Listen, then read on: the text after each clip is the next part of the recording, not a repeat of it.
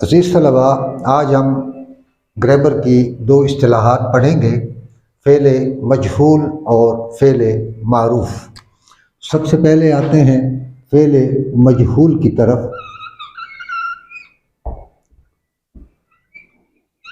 فعل مجہول،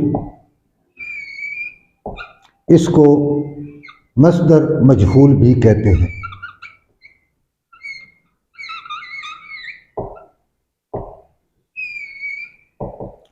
اور دوسری اصطلاح ہے فعل معروف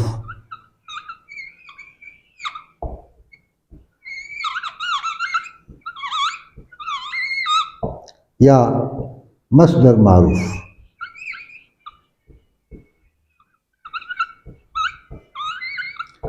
سب سے پہلے ہم فعل مجہول یا مصدر مجہول کی طرف جائیں گے۔ فعل مجہول اسے کہتے ہیں کہ وہ فعل جس کا فاعل معلوم نہ ہو، یعنی مثال کے طور پہ آپ اپنی زمینوں کی طرف گئے تو وہاں آپ کا کیکر کا درخت کھڑا تھا، وہ درخت کٹا پھٹا ہے۔ اب آپ حیران ہو گئے کہ یہ کام کس نے کیا ہے؟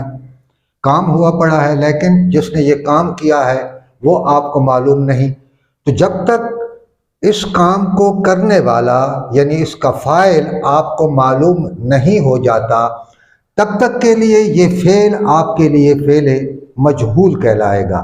یعنی وہ فعل جس کا فاعل معلوم نہ ہو اسے فعل مجہول یا مصدر مجہول کہتے ہیں۔ تعریف لکھ لیجئے گا، وہ فعل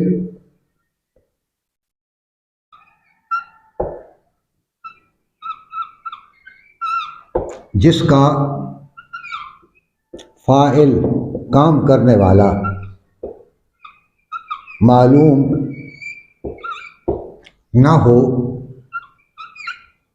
اسے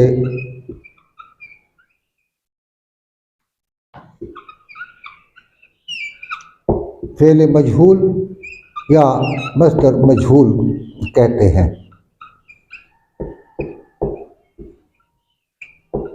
مثلاً درخت کاٹا گیا، اب کس نے کاٹا وہ معلوم نہیں،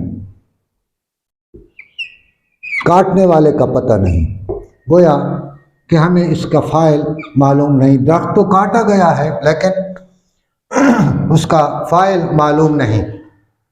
اب آپ زمینوں سے واپس پلٹتے ہیں، آپ کے زمین میں کسی نے درخت کاٹ لیا ہے، آپ بندے کو ڈھونڈنا شروع کر دیتے ہیں کہ میں اس بندے کو ڈھونڈوں گا جس نے یہ کام کیا ہے، اور آپ کو پتہ چل جاتا ہے کہ اسلم نے یہ درخت کاٹا ہے۔ تو پھر اب وہ جو کام جس کا پہلے آپ کو فاعل معلوم نہیں تھا، اس کا فاعل معلوم ہونے کے بعد وہ کام اب فعل معروف میں بدل گیا آپ کے لیے۔ یعنی وہ فعل جس کا فاعل معلوم ہو اسے فعل معروف یا مصدر معروف کہتے ہیں۔ وہ فعل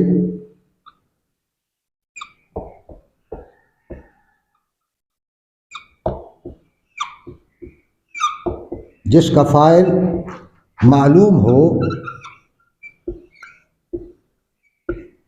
اسے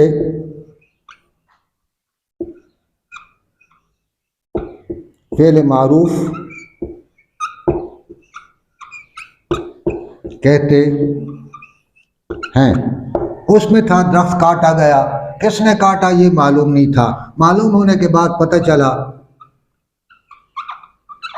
اسلم نے درخت کاٹا، تو اب فاعل معلوم ہو گیا، ہم نے جس نے کام کیا ہے وہ ہمیں معلوم ہو گیا۔